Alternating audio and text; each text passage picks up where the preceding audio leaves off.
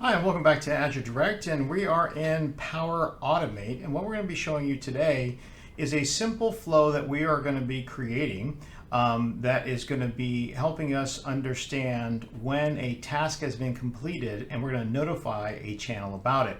So the first thing I'm going to do is I'm going to go over to the Create button here on the left-hand side.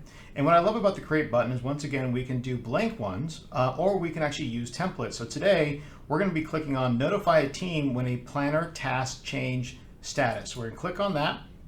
And the beauty of this, what we're going to see here, is the first thing that the planner is going to ask you is the flow. Where is the flow going to be connected to? So first of all, we want to make sure it's connected to all users in my Office 365. We want to make sure it's connected to Teams and connected to Planner. So I have access to all of these. When you have a checkbox here, you're great. Now, if you have a fixed connection problem, just click the fixed connection and you'll actually add your credentials. So let's go ahead and push continue.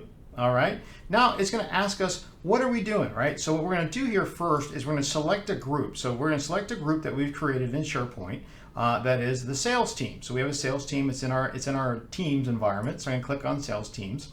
Then it's going to ask us, what plan are we going to be monitoring, right? So if we select the tasks plan, that's the planner that we actually created for our sales team. And then who we're going to notify. So what we're going to do here is I want to notify actually the sales team in the general folder so that people can see it as an announcement. So I'm going to go ahead and click back to the sales team, and then it's going to ask me, what channel do we want to notify? And I want to notify it in general. Okay, so it's great. So let's go ahead and push create. All right.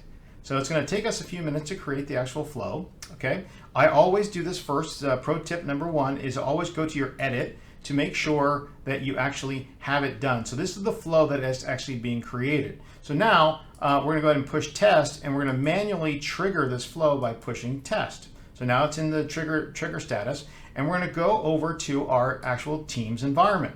So now we're in Teams. I'm going to go to the sales team. I'm going to general, and I'm going to go over here to tasks. So I'm clicking on the actual planner. This is task by planner. It's going to pull us up here in just a moment. Okay, so now that tasks have been pulled up, we're going to go ahead and add a task to this. We're going to create a trigger event. All right. We're going to set the due date for today. We're going to go ahead and assign this task to info Sherman Crancer. Okay, so we've assigned the task, and then we're going to go ahead and add the task to planner. So what I like about this too is actually I can go into the task and I can actually add other folks to it, right? So if I want to add somebody else to this, I can put CIE 19. We can put in here, please add this as a trigger event. And then we can also put some items. Please confirm that info has completed the task. And I love it because we just can put a bunch of different checklists. We can add items. And we can also put in messages. So I'm going to go ahead and close that out.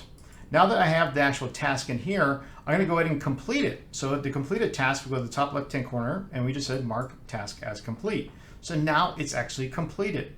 So let's go back, okay, over to our run history. Okay, so it says your flow is running. We're going to go ahead and check this out.